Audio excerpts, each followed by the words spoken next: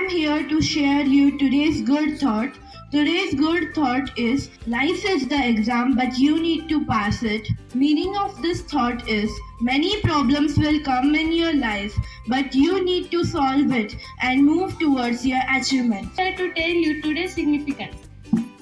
Date anniversary of Revolutionary Tata Tope, 1859. My name is Arush Kadak. Today I will share you importance of World Heritage Day.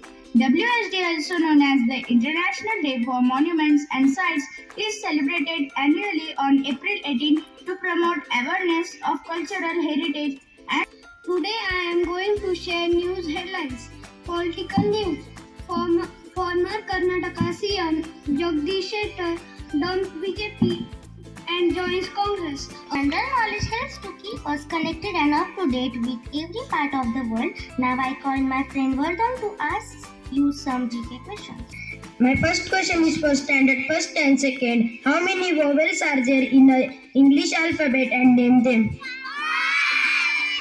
Yes, the correct answer is 5.